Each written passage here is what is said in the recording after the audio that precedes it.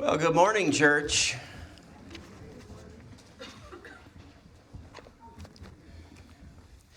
Last night at the White House Correspondents' Dinner, there was a third assassination attempt on the life of President Trump.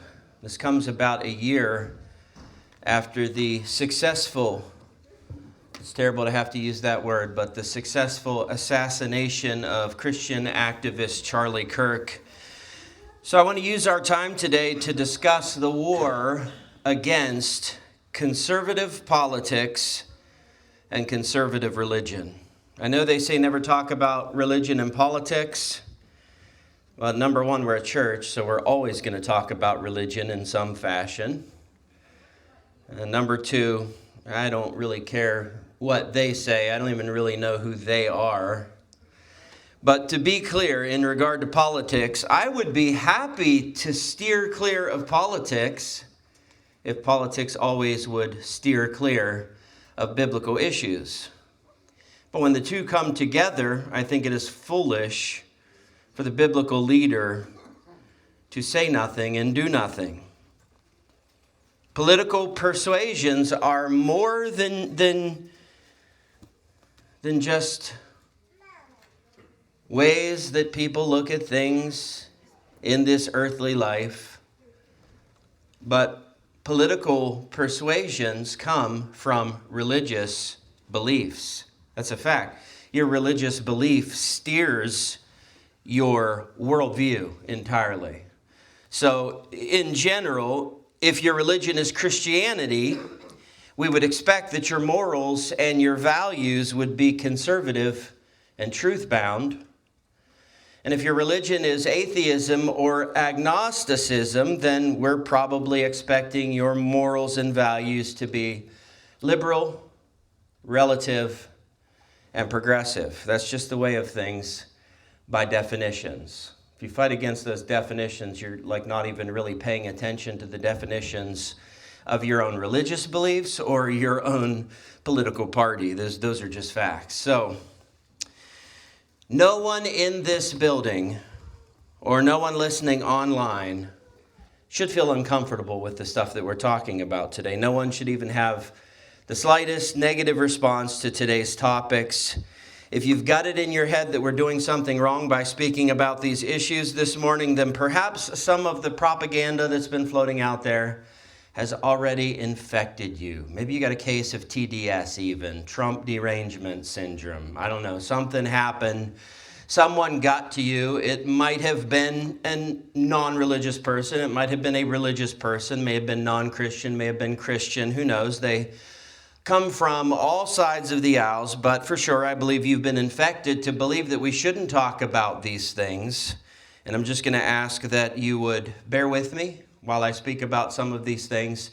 And just always remember that if you trust your pastor, whoever that is, if you trust your pastor to rightly divide the word of truth and teach you right and wrong when it comes to the most important issues, the eternal issues, then I think by default you have to trust that same pastor to be able to rightly divide between left and right, liberal and conservative, right and wrong, and share with you and teach you on viewpoints that are of much less significance, political issues, and they're only of more significance when those political issues cross the stream and become religious or spiritual issues. So let's get right into why am I treating this recent assassination attempt on President Donald Trump as an attack on conservative Christians?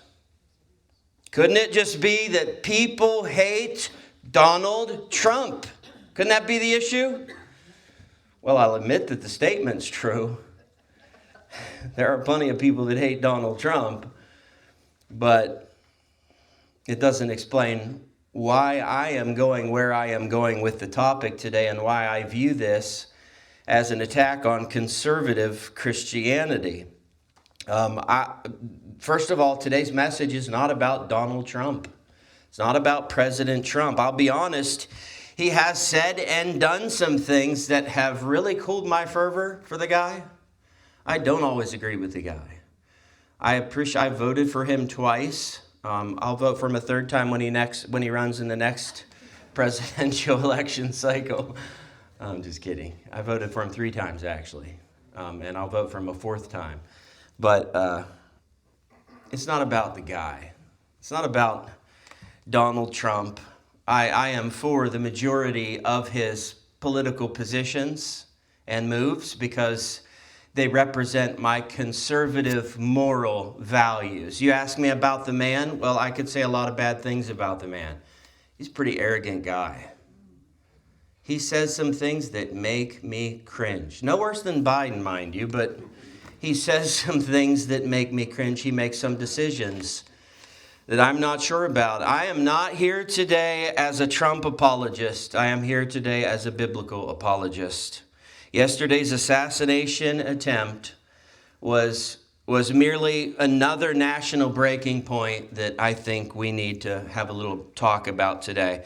What this is really about, not Trumpers versus never Trumpers, not MAGA versus non-MAGA. This is really about Satan versus Christ. It is really about a clash between 2 spiritual kingdoms, not 2 political parties.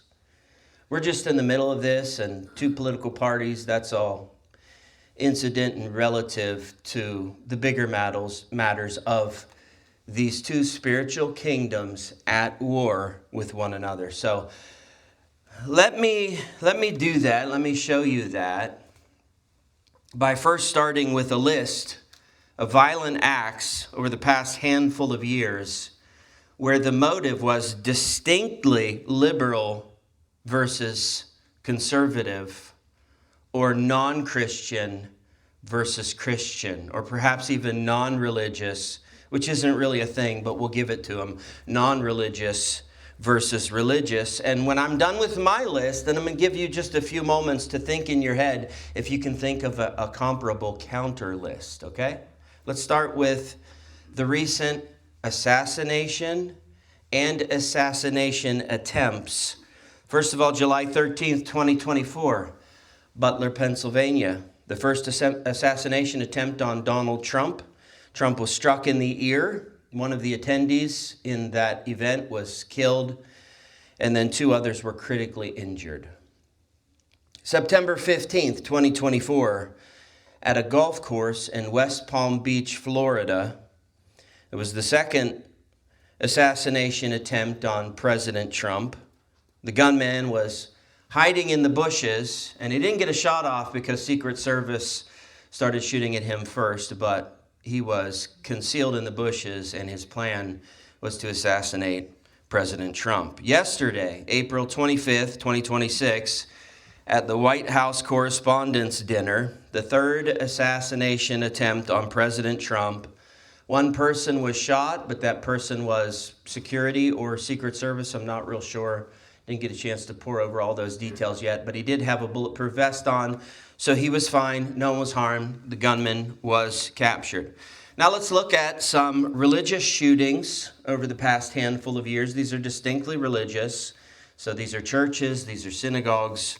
Sutherland Springs, Texas, November 5th, 2017. 26 killed, 20 wounded. First Baptist Church. Pittsburgh, Pennsylvania. Why are so many of these in Pennsylvania? What is wrong with Pennsylvanians? Pittsburgh, Pennsylvania, October the 27th, 2018. Tree of Life Synagogue. 11 killed, 6 wounded. People just going to church to learn how to become better people, or going to a synagogue to learn how to become a better Jew, struck down in cold blood. Poway, California, April 27th, 2019. Chabad of Poway Synagogue. 1 killed, 3 wounded. White Settlement, Texas, December 29th, 2019. 2 killed before armed church security stopped the shooter. That was West Freeway Church of Christ. Laguna Woods, California, May 15th, 2022. Taiwanese Presbyterian congregation, 1 killed, 5 wounded. Vestavia Hills, Alabama, June 16th, 2022. St. Stephen's Episcopal Church, 3 killed. Nashville, Tennessee, March 27th, 2023. The Covenant School, which is a Christian-run Christian school. 6 killed, 3 children, 3 adults. Minneapolis, Minnesota, August 27th, 2025. A shooting at Annunciation Catholic Church, resulting in the deaths of 2 children and injuries to 21 others. Those are just a few. That's my list. And now it's your turn. Think in your minds. Those of you here, those of you watching online, think in your minds. If you can come up with a list in your head that is comparable to the list that I just gave you, but in reverse order, this would be occasions where conservatives attack liberals distinctly because of liberal policies. Or, for example, think in your mind of a time where a church got together, a Christian church, and they went out and shot up a distinctly liberal organization, like maybe Anchored Fellowship, Field Trip Day, we're going to shoot up a Planned Parenthood today, all right? Think in your minds of those kinds of things, put them in a list, even attempts on liberal politicians' lives simply because of their liberal policies, and see if you can get a list. Now, if you cheat and use AI, just be careful. I don't know why this is. I figure it has something to do with programming, but for some reason, AI is very careful to want to place the blame on anyone or anything. So it is likely to try to avoid telling you the real people behind the shootings and the real reasons behind the shootings. But if you do a little digging, you can see that AI is purposefully concealing the truth in those shootings. But do that research for yourself. And what does your list look like? It's not even close, is it? Maybe you have none that you can think of. Maybe you have a few. But I think I've made my point. This is largely one-sided violence against only one particular persuasion of beliefs. It's not liberalism that is under violent attack in this country. It's not non-Christianity that's under violent attack in this country. It is Christianity. It is conservative morals and conservative values. That is what is under violent attack in this country. So let me explain to you where I'm going with my sermon today and my sermon title. My sermon title is Hell's Response to Heaven's Work. Here's where I'm going with that. I know it's a weird angle to take. Seems like it'd be a better angle to say, well, let's look at heaven's response to hell's work. Let's talk about heaven's response. I want to take this from the other angle here. I want to talk about hell's response to heaven's work, because the fact of the matter is the Bible warns us over and over again that darkness is always going to push against the work of God that is being done, and the more effective that work is, and the more it appears that work is going to accomplish its goals, the more intense the attacks of hell will become. That is always the case. So, church, we are in the middle of this battle. We are caught in this battle. It is not a battle of political viewpoints or political organizations. We are caught in a much bigger thing, a cosmic battle between Yahweh and Satan. And the reason we're caught in that is because there's only two sides to the cosmos. And by default, you're going to pick one or the other. At any given point in your life, at every given point in your life, you're on one of those sides or the other.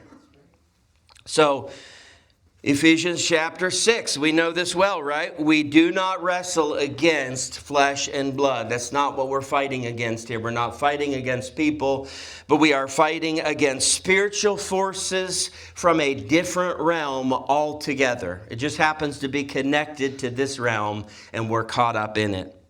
1 Peter chapter 5, verses 8 and 9. Be sober-minded, be watchful. Your adversary, the devil, prowls around like a roaring lion, seeking someone to devour.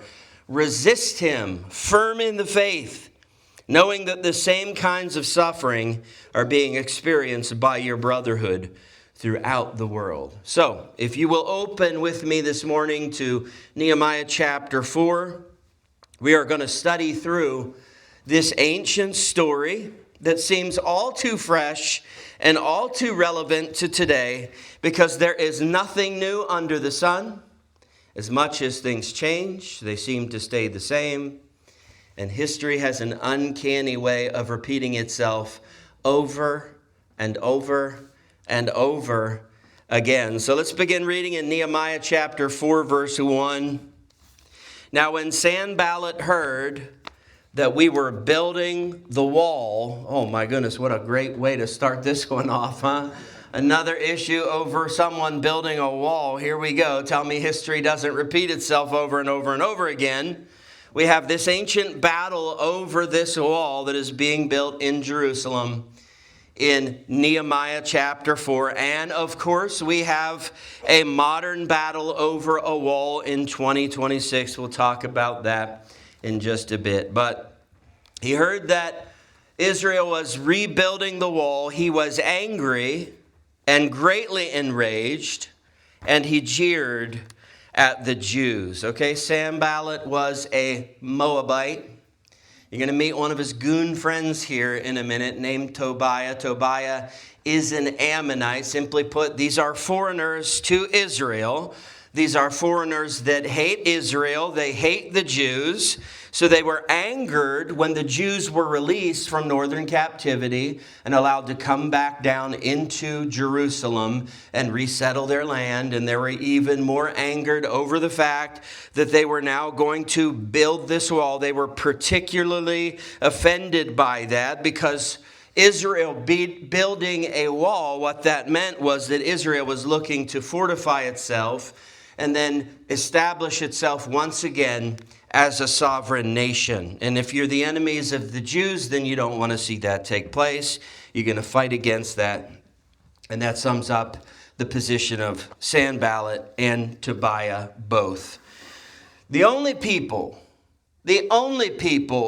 offended by a nation that is building its walls are the people that either don't care or particularly want that nation to fall. Prove me wrong. You either want that nation to fall as it stands, or you are somehow deluded and deceived enough to believe that it could be an okay thing if the borders are completely uncontrolled and anyone can come into the country and do whatever it is they want. I mean, folks, this is common sense 101 when it comes to self-protection and self-preservation. A wall around your property is protection from the theft or the harm of undesirables and unwelcomes. For that matter, that's the reason why you have door locks on your doors, so that because it's yours, you can control who comes in and who doesn't. None of us have, quote unquote, an open border policy in our lives. We don't have that in our lives. Your house isn't an open border house. You have borders, you have boundaries. You control entry and exit. And, why would we expect anything different from our country? When it comes to a wall around a country, that is simply a nation's right to protect itself from invasion of illegal immigrants who could potentially come to undermine the values of that country, or simply to flood it and destabilize it economically through sheer numbers alone. Every sovereign nation has a right and an obligation to protect itself. But notice how this all starts. The enemy is angered by the progress that could stabilize this movement that they don't want to see succeed. So the enemy begins by jeering. What is jeering? Jeering is the opposite of cheering. Jeering is slander. It's criticism. It's threatening. It's probably cursing. So let me put it to you like this for our situation. The moment that God's people either begin succeeding or rebuilding, the enemy becomes enraged, and that opposition is not random. It is a reaction to spiritual progress. Satan, our enemy, hates to see spiritual progress in a church, in a community, of course, in a nation. And I can't help but to see the connection between last night's assassination attempt and the conclusion of what was called America Reads the Bible Week. Maybe you wouldn't make those connections. That's totally fine. Maybe you think I'm out on left field with this one. But hear me out. If you haven't heard about that, America Reads the Bible. This was a political movement where the Bible would be read from cover to cover from Washington, D.C. by some of our country's most popular, well-known, and well-trusted people and politicians. And that was done. That ended last night, yesterday, the day of this shooting. Most notably, there for America Reads the Bible, you had President Trump reading a section from 2 Chronicles chapter 7:14, which is what? It's the famous call to repentance. It's the passage that says, "If my people who are called by my name humble themselves and pray and seek my face and turn from their wicked ways, then I will hear from heaven and will forgive their sin and will heal their land." Now, I have no doubt that if you sat down and talked with the gunman and asked him about his motive, I have no doubt he would not tell you, "Oh, that's because I didn't like America Reads the Bible Week." Okay, so I'm not suggesting that was his motive. I mean, it could have been. We'll have to find out. But I highly doubt that was his motive. Who knows what his motive is or was? The truth is, it doesn't matter. If his motive was, well, I'm a liberal and I hate Trump's conservative viewpoints, okay, fine. If it was just, I can't stand the guy's hair. If it was that I can't stand the fake suntan lotion that he uses, Orange Man bad, whatever it might have been, whatever his motivation might have been, that doesn't matter ultimately, because once again, I want to highlight, this is not an earthly battle about earthly motivations. The earthly motivations don't matter.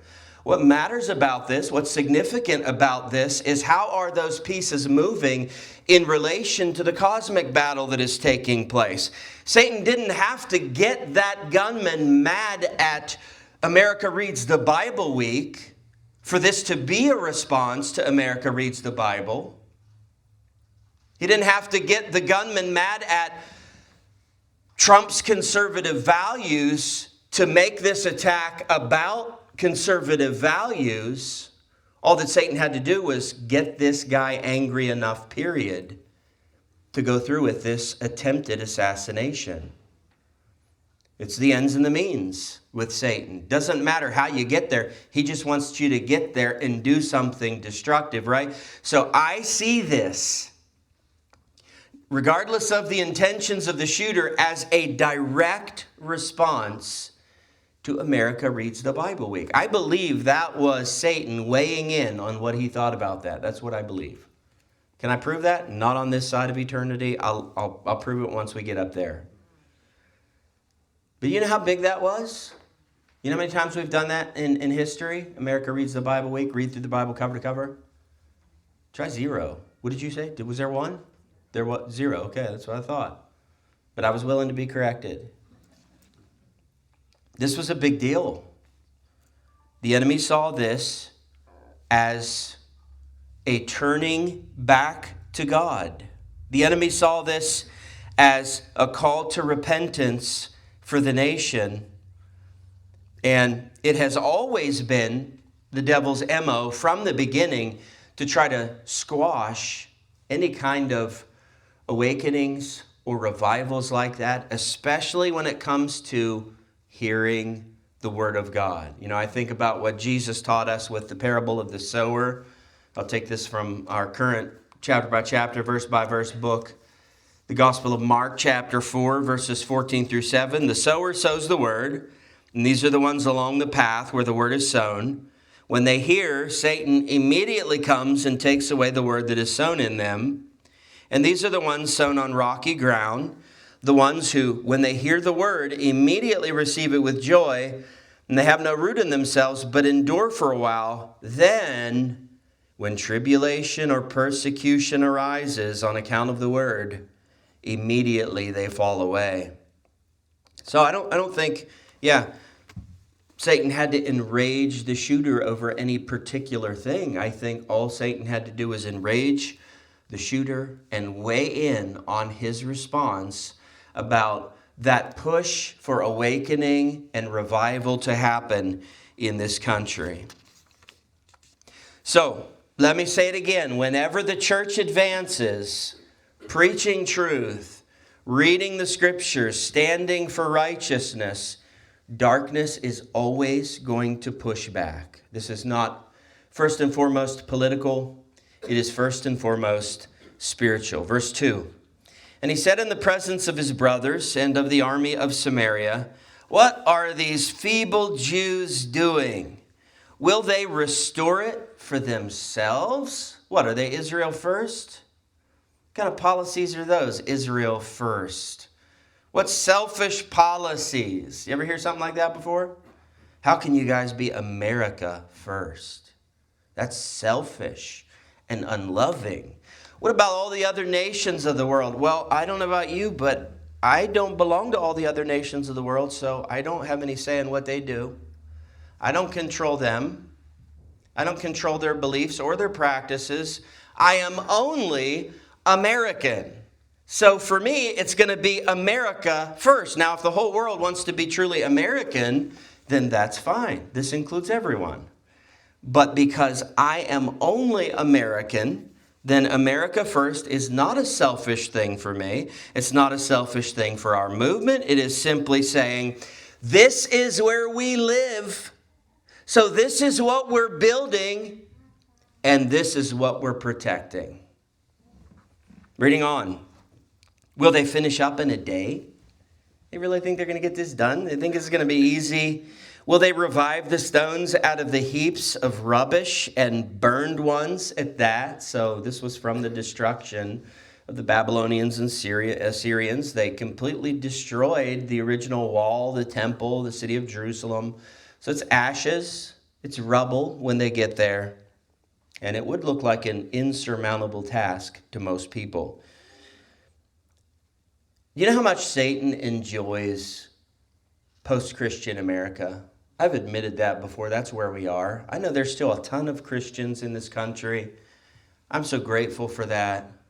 But we very much are a post-Christian society, and we very much are a post-Christian world. You know how much Satan loves to see the rubble lying around? Oh, I bet he just loves it over England, with all those immaculate, ornate churches. Just standing there.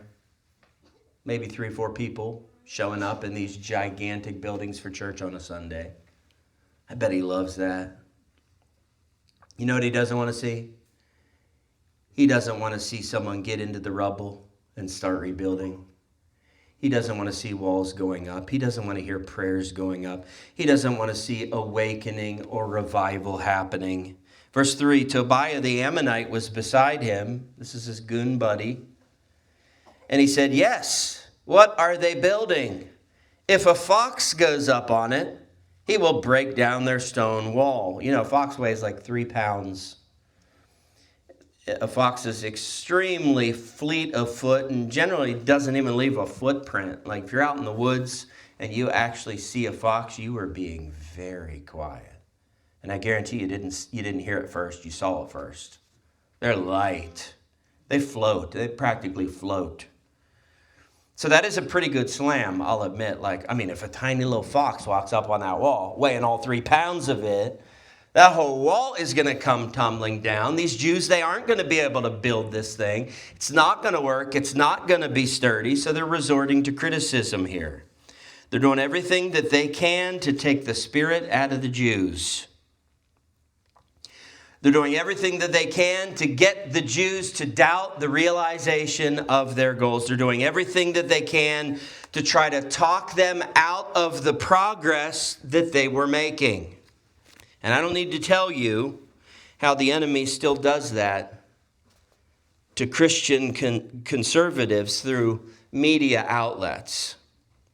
If they give us any time at all in the media, usually it's to criticize us and make us look bad. At least secular media, for sure. But I love this now. We get to hear from Nehemiah. Nehemiah is going to weigh in on all this. Keep this in mind. He's not a priest. He's not a prophet. This isn't the time period of the judges. He's not a judge. He's not a ruler. He's not a religious elder. In fact, he has no religious position to speak of. If we had to stick him in a category, you know what we call him? We would call Nehemiah a political figure. We call him a politician. We call him a political and civil leader of the people of Israel, at least in regard to this work of rebuilding the wall of the city of Jerusalem. So just keep that in mind. This is a political figure, but he's also a lover of God, and he's also dedicated to living by the word of God, the Old Testament scriptures at this time period. Verse 4, here's what he says. Here's what he does. Hear, O our God, for we are despised.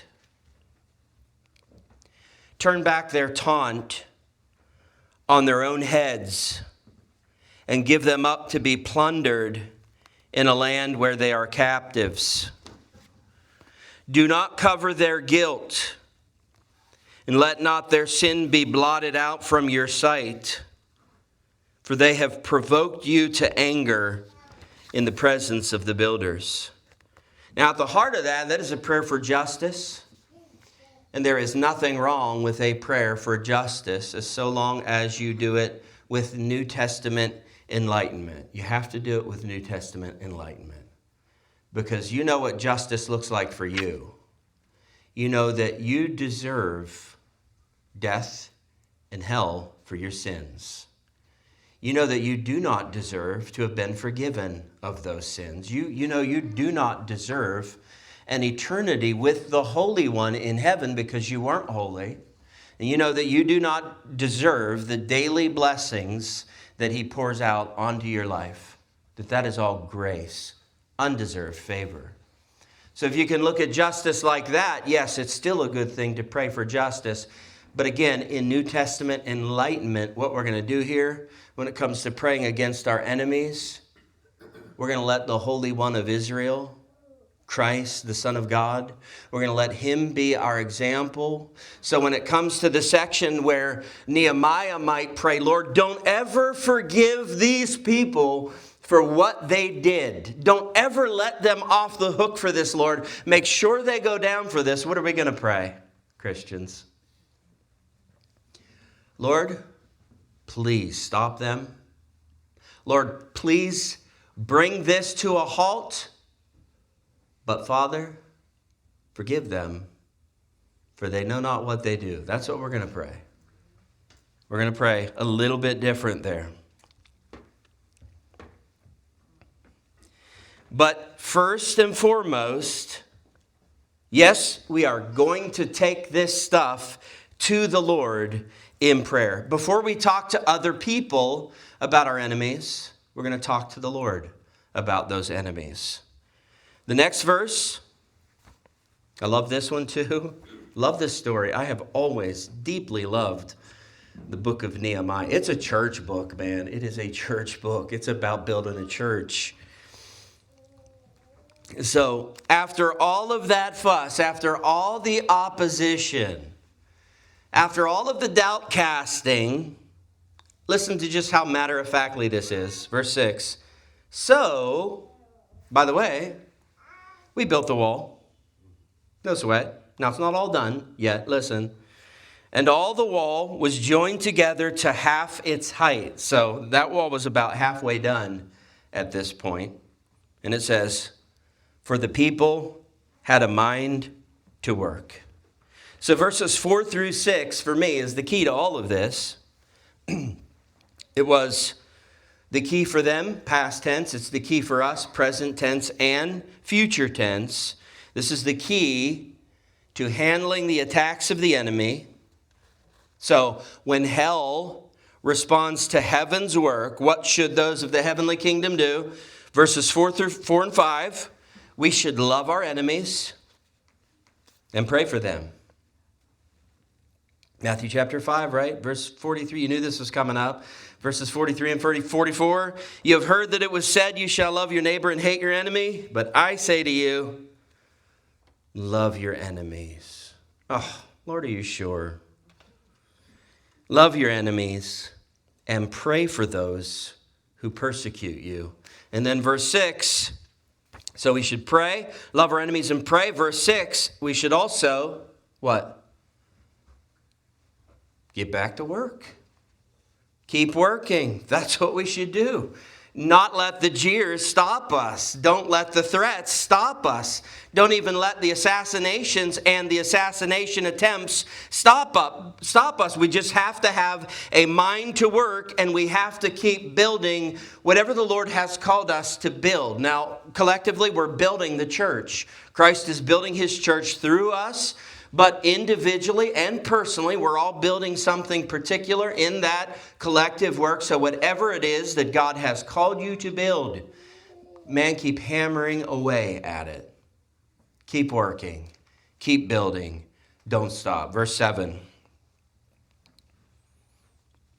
But when Sanballat and Tobiah and the Arabs and the Ammonites and the Ashdodites heard that the repairing of the walls of Jerusalem was going forward and that the breaches were beginning to be closed, they were very angry.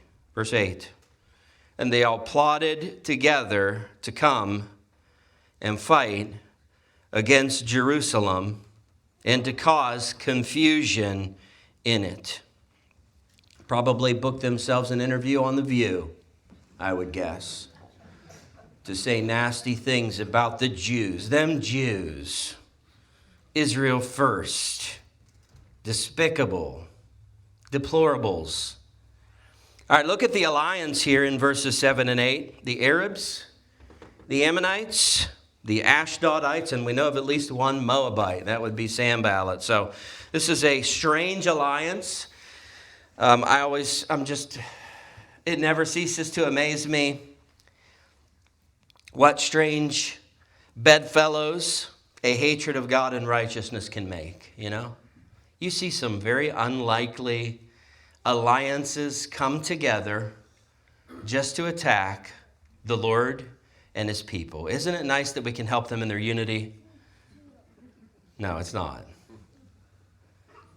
You know, in the modern day, you have the LGBTQ movement and its hatred against Christians who love them.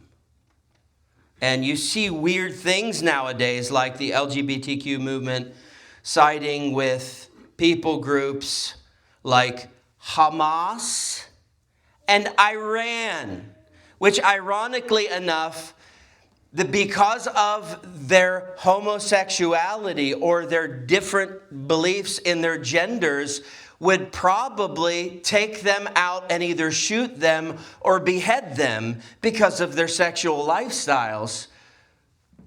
But what strange bedfellows a hatred against God and his people can make. Strange, isn't it? Verse 9. And we prayed to our God and set a guard as a protection against them day and night. All right, let me translate that. That means we prayed, but then we hired us some Secret Service guys. So we prayed, but then we established a security force to protect us. There is nothing wrong with that. You pray for protection, but then you have to realize that more often than not, who is God going to use to accomplish his will? People. So you pray for protection, and then as a person, you be ready to be used by God toward that end.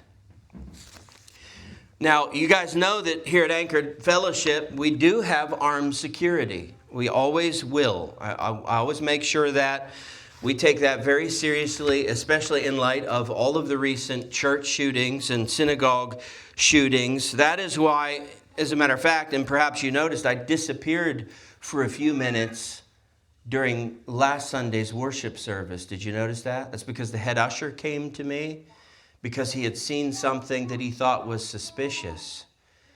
And so we both went outside, and we caught the guy red-handed sneaking up onto the Anchored House porch there. And just as Steinbrecher was ready to give that guy the beating of his life, we realized he had a FedEx uniform on. So that dude almost died delivering a package to Anchored Fellowship. My point is not in how good we are at judging security threats. My point is, we are going to do everything we can humanly possible to make this a safe place. It doesn't take the place of prayer. That is in addition to prayer.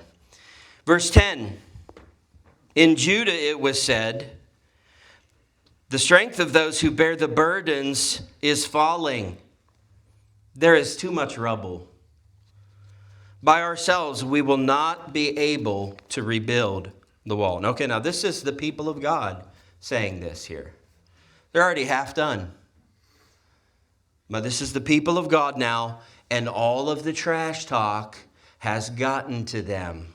All of the propaganda has affected their mindset. All of those verbal attacks by the enemies, that was beginning to have an effect, and it was beginning to work. Church, this is where we have to be so careful. We cannot allow the enemy's propaganda to get into our hearts and infect our minds. We cannot allow that. We can never grow weary in doing good. We persist knowing that the Lord is going to reward that work that we're doing for him. In this battle, yes, we're David, and the world might be Goliath, granted. Seems like a mismatch, but who won that battle? David won that battle, and the reason David won that battle is because it was not about David and Goliath. It's not about us and them. It wasn't about David and Goliath. It was about David surrendering himself as a vessel for the Lord to use. And so the Lord won that battle without even breaking a sweat. Don't let the enemy, quote unquote, talk some sense into you. And just hear me out. Just let me talk some sense into you. You're too small. Your efforts are too feeble. There's just too much work to do. The laborers are too few. Maybe just dial it back a little bit. Or maybe just give it up, man. Find something else to be passionate about. Don't let the enemy do that to you. Don't let the enemy infiltrate your thinking and your ability to stand for the Lord and work for him. The victory has already been won on the cross, and we've already been promised victory in prophecy, so we know where this is going. We know, quote unquote, the wall's going to get built. We know the work's going to get done. We know the church is going to succeed. The gates of hell won't prevail against it, and so we are going to prevail. David versus Goliath. Grasshoppers versus giants. Sheep versus wolves. Categorize it however you want. God has won, so the church wins. And that's where we need to stand firm in our faith. Verse 11. And our enemies said, they will not know or see till we come among them and kill them and stop the work. All right, this is the point at which the rhetoric turns to planned violence. And as it usually does when there's not some kind of tempering with common sense and human decency. This is where it usually and typically goes. And so, as wise as serpents and harmless as doves, this is something that we always have to be prepared for. Verse 12. At that time, the Jews who lived near them came from all directions and said to us 10 times, "You must return to us." All right, let's repeat that 9 more times. You must return to us. You must return to us. So on and so forth. Over and over again. Repetition is the idea there. They just kept saying this. They just kept hounding them with this. Man, you got to stop. Just return home. Just come back to where you were. Let this all go. Whatever you had in mind, just let it go. Well, I will say this. Repetition can be a very good weapon. That's how water wears away the stone. Repetition. One drop after another for the countless years.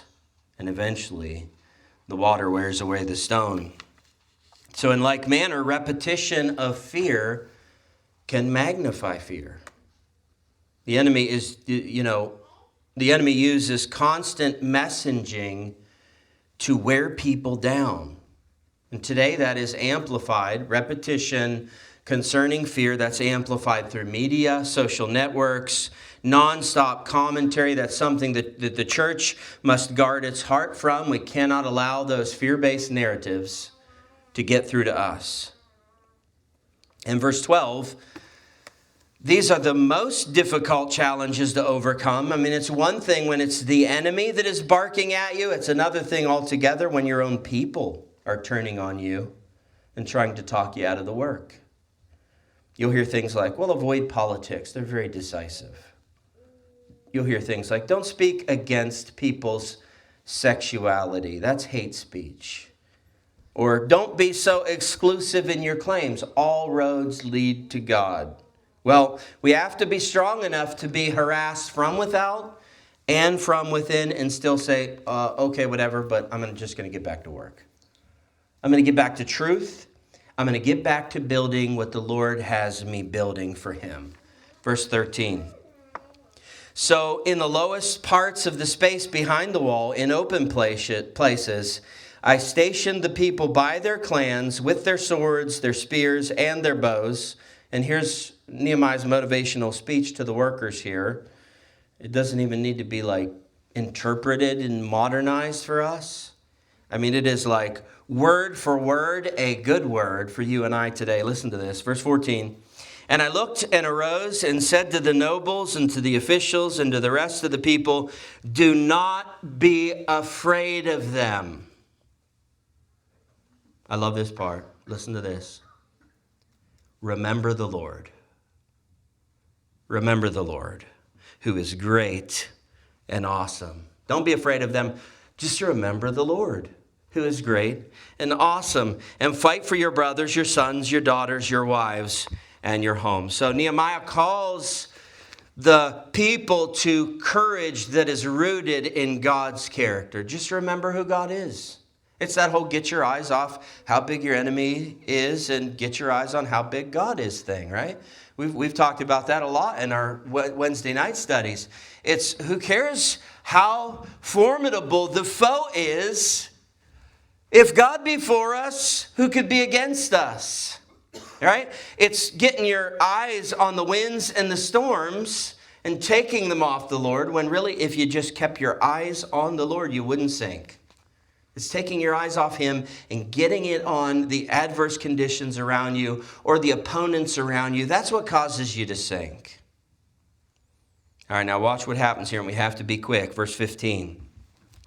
When our enemies heard that it was known to us and that God had frustrated their plan, we all returned to the wall, each to his work. So this was supposed to be a surprise attack, and when God exposed that attack, the enemy withdrew. They had to come up with something different. They lost that element of surprise. I guess you could say if you're expecting everything, then you can never be caught off guard by the unexpected, because you're expecting everything. It makes sense, doesn't it? Seems like a good spiritual principle. Write it down and we'll move on. But it would be right back to 1 Peter chapter 5, verse 8. Be sober-minded, be watchful, be paying attention, and don't get caught off guard. When your enemy attacks, he should never be attacking you from behind. You should be head on, because you should see it coming, expect it, and be ready to fight. Verses 16 and 17, from that day on, half of my servants worked on construction, and half held the spears, shields, bows, and coats of mail. And the leaders stood behind the whole house of Judah who were building on the wall. Those who carried burdens were loaded in such a way that each labored on the work with one hand and held his weapon with the other. How cool is that? Pretty smart, right? Nehemiah ordered a dual posture for the workers. That was building and defending at the same time. So sword in one hand, tool of some sort in the other hand.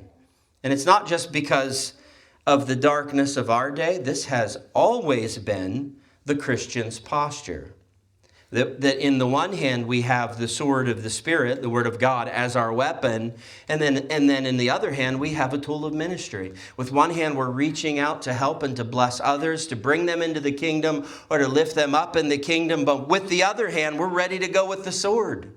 And we'll use that on whoever we need to. It's not a harmful weapon. The only thing it harms is sin and opposition to the Lord. So if you're wondering whether Nehemiah and Israel finished the wall, well, Nehemiah chapter 6, verse 15. So the wall was finished on the 25th day of the month of Elul in 52 days. There's never a question about whether God was going to get his work done. There's never a question. There did never have to be any doubt. But listen to this. We're going to go now to, we'll close with this, the final attempt of Sanballat, this guy, this devil in the flesh who just would not give up his attack. And his last resort is an assassination attempt on Nehemiah. So let's read Nehemiah chapter 6, verses 2 and 3. Sanballat and Geshem sent to me, saying, come and let us meet together at Hakkephirim in the plain of Ono. And that should have been the first clue, right? Should I don't know. Maybe I should just go talk to these guys, have a conversation. Oh, no. Oh, no, because listen, the verse isn't done. But they intended to do me harm. Verse 3, and I sent messengers to them saying, I am doing a great work and I cannot come down. Why should the work stop while I leave it and come down to you, scoundrels? Or wait, was that word in there? No, that word wasn't in there. Should have been. So why is it that we make sure we're not getting distracted by the attacks around us and not allowing that to drag us away from the work? It is because we are doing a great work. I'm not saying we're doing a great job. Those are different things. We're not always doing a great job, but what we're doing is a great work. There's no work greater than what we do here in this place on Sunday mornings and Wednesday nights, or what we feel for you guys when you go out into the world around you and share the gospel and share the hope of Christ. There is nothing greater than the work that we are doing. We cannot afford to go low because they went low. We cannot afford to sling mud back at our enemies. We cannot afford to get into shouting matches with them. We cannot afford to get distracted away from building the kingdom in an attempt to build some kind of political party. The party isn't our work. The kingdom is our work. The party is only our work if it's affected by our kingdom work. If there's overlap there, great. But otherwise, the party's not our work. The kingdom is our work. So that's leading people to living water and encouraging them to drink. It's sharing truth and praying that their ears will be enlightened. It's preaching true love, the agape love of God to people, and trusting that love to draw them in. That is the only thing that can change the course of this country. So that is the great work that we must continue in. Worship team, would you come on up, and we'll close in a word of prayer.